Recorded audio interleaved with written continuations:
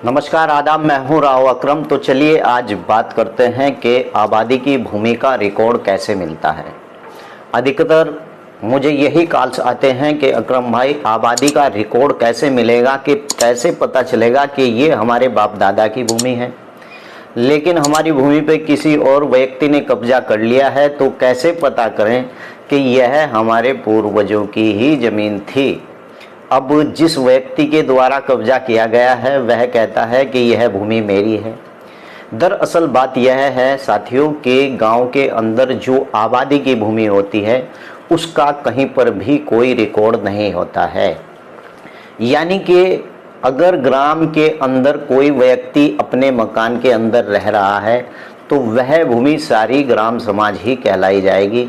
लेकिन अब क्या है कि एक नियम, एक कानून बनाया गया है, यानी कि स्वामित्व कानून, जो लोगों की आबादी की भूमि की पूरी देखरेख रखेगा और सैटेलाइट के जरिए वह जो व्यक्ति जहां पर है उसे ही चिन्हित कर उन लोगों को मालिकाना हक भी दिया जाएगा। इसके लिए मैं विस्तार से बात करूंगा। तो चलिए सबसे पहले आपको जानकारी दे दूं कि आप लोगों को अगर मेरी इस वीडियो के माध्यम से या मुझसे कोई राब्ता करना है तो डिस्क्रिप्शन में मेरा मोबाइल नंबर है, आप वहां जाकर मुझे कॉल भी कर सकते हैं। और साथियों, कहना चाहूँगा कि शाम के 4 बजे मैं अक्सर फ्री रहता हूं। आप लोग उस समय अगर मुझे कॉल करें तो ज़्यादा ही बेहतर रहता है।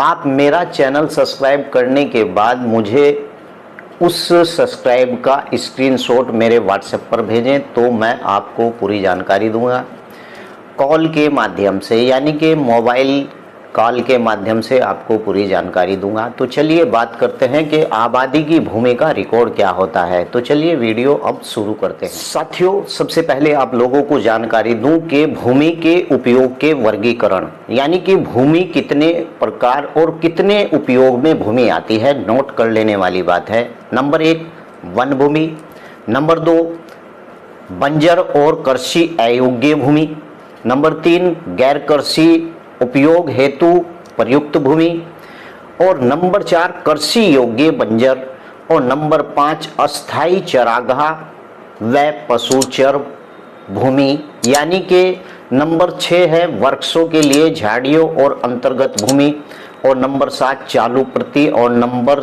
8 अन्य प्रति। इस प्रकार के भूमि के वर्गीकरण होते हैं।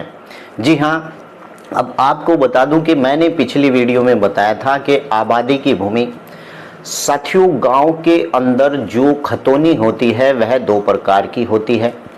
आप पीछे जाएं, मेरी इस वीडियो को देख भी सकते हैं। मैंने उसमें विस्तार से बताया भी है कि गांव की खतौनी 2 प्रकार की होती है।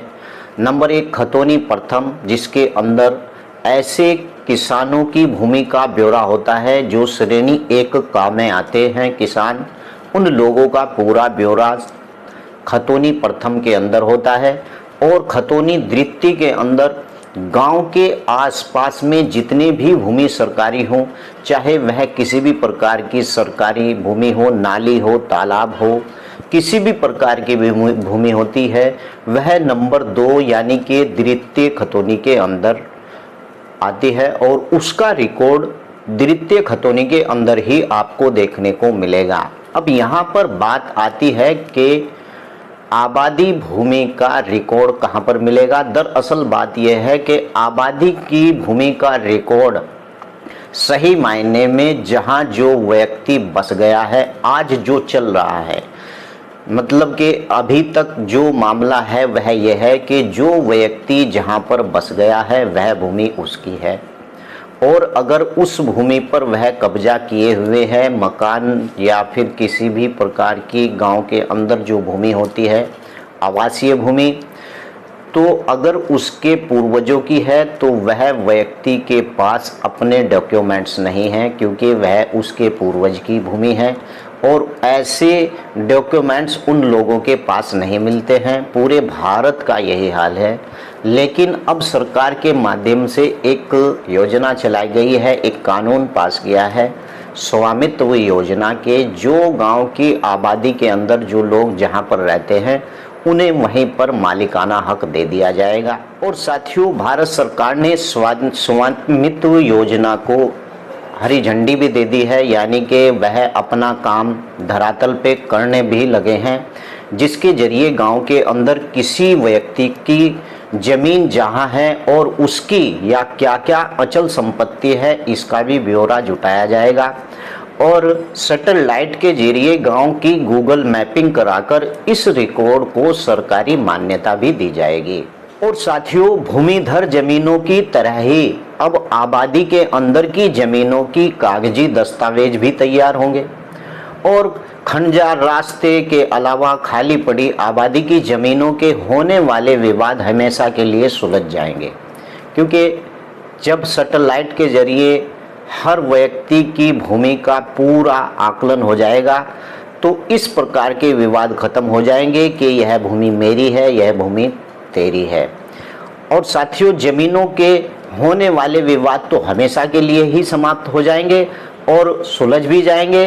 और भारत सरकार के स्वामित्व सर्वे की हरी झंडी इसीलिए दी गई है जिसके जरिए गांव के अंदर किसी व्यक्ति की जमीन जहां है और उसकी क्या चल अचल संपत्ति है इसका ब्यौरा जुटाया जाएगा।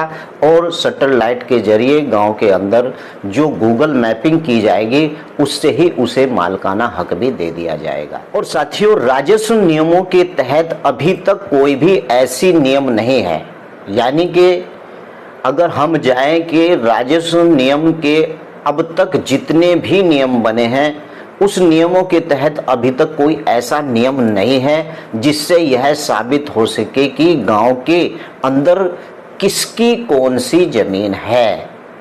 और साथियों, अगर कहीं पर नाली व रास्ते हैं तो नतीजा कहां से नाली व रास्ते हैं, नतीजा यह है कि गांव की गलियां समय के साथ यानी कि बढ़ रही हैं और आबादी के कारण जो है कम हो रही है। और साथियों, नाली को काट काट कर लोग अपने घर में मिला रहे हैं।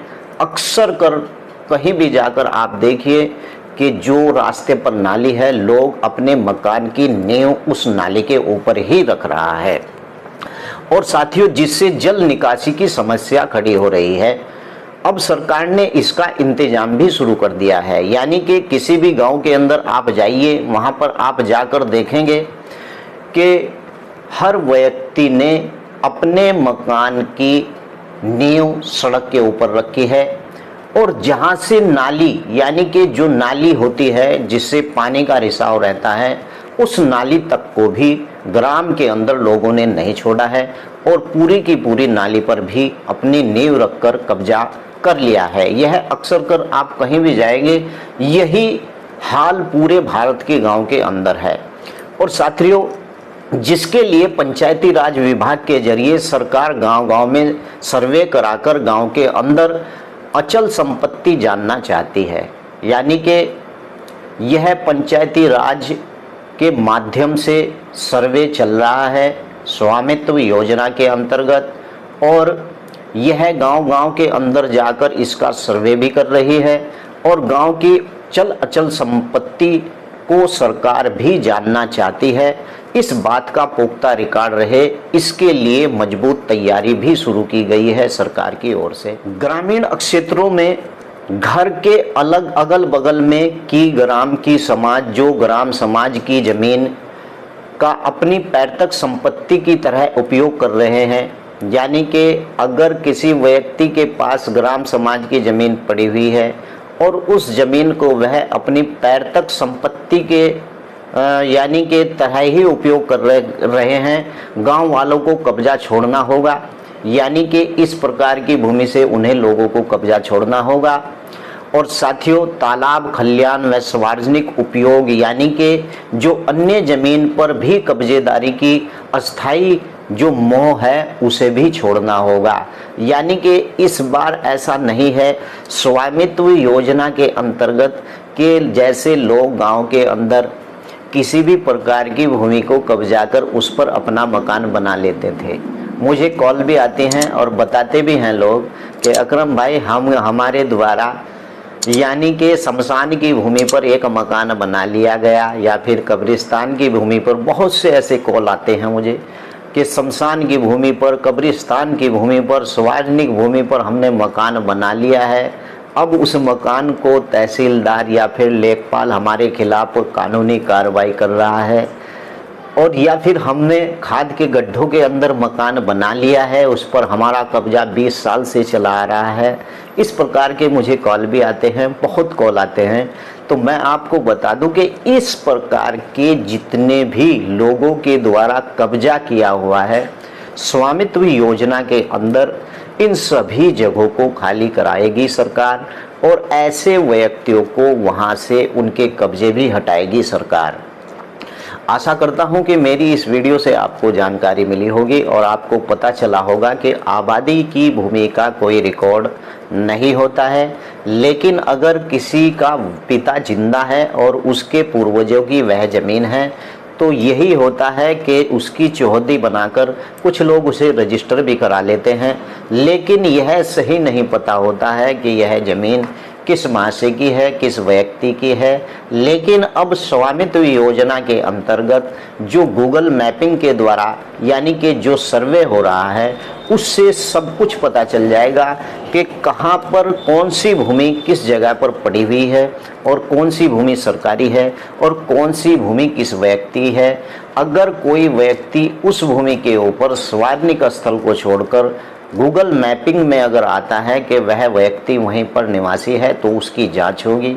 जांच होने के बाद अगर वह व्यक्ति वहाँ 20 सालों से रह रहा है तो उस व्यक्ति को स्वामित्व भी दिया जाएगा, और वह भूमि हमेशा हमेशा के लिए उसके नाम चढ़ा दी जाएगी। लेकिन जो लोग सार्वजनिक भूमि का उपयोग कर रहे हैं उन लोगों को वह भूमि छोड़नी होगी। जय हिंद, जय भारत। अगली वीडियो में मुलाकात करता हूँ।